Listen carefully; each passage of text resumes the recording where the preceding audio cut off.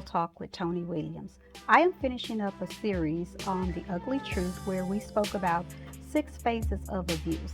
Those 6 phases of abuse was physical, emotional, mental, economical, verbal, and sexual.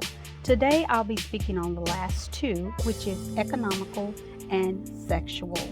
I know these are 2 topics that are very hard to discuss, but they're topics that I feel need to be discussed. Economical abuse is when someone keeps you bind through financial status, meaning that they do not want to give you money to purchase anything for the house, personal for yourself. They keep you at arm's length, and by doing this, they make sure that whatever you need, you have to come through them to be able to receive it. Have you ever found yourself needing some money and your spouse or your significant other only give you enough that they think you need to spend? And then if you find yourself going back to them asking for more money, they always question you and say, for what?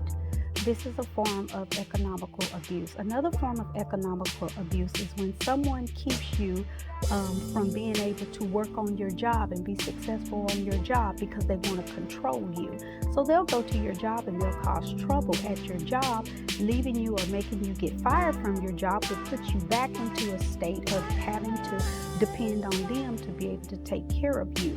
So economical abuse is something that we as people, we always go through in life. And economical abuse is just not a man being that way to a woman, but it can also be a woman to a man, because these days you have a lot of women who are the breadwinners of the house, and the men have to stay at home.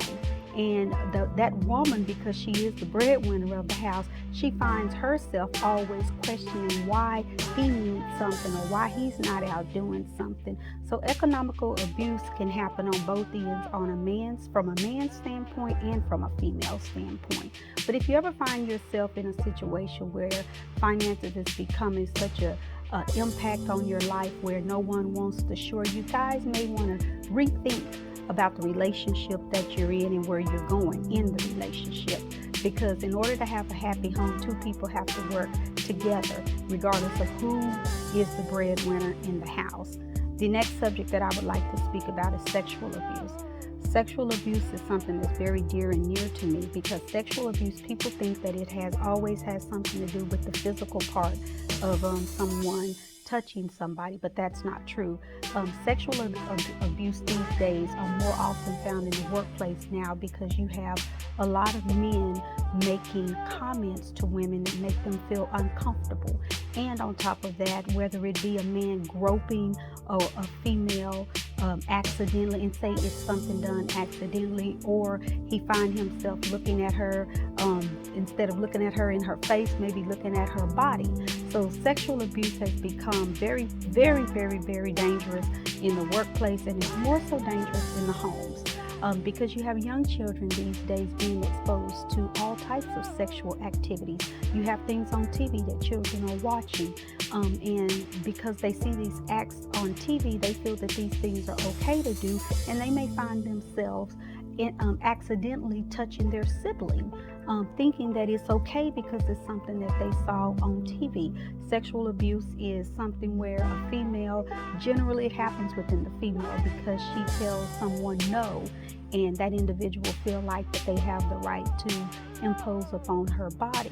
And that is definitely a no-no thing. So if you find yourself in a situation where you've told an individual no, and they continue to touch on you, then definitely you want to bring that to someone's attention. And if you by any chance see your children having behavior that's not normal, pay attention to your children, because your children will act out and they will let you know if someone is doing or touching on them that's inappropriate. Those things may be happening while they may start to wet the bed, or they may find themselves being angry, or they may find themselves, if you go to check on them in the tub, they may try to hide themselves.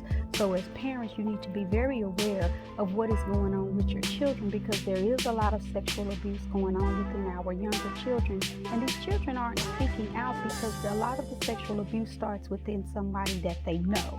And so again, I just thinking, I'm grateful for you giving me this opportunity to talk about two very important causes, which is economical abuse and sexual abuse.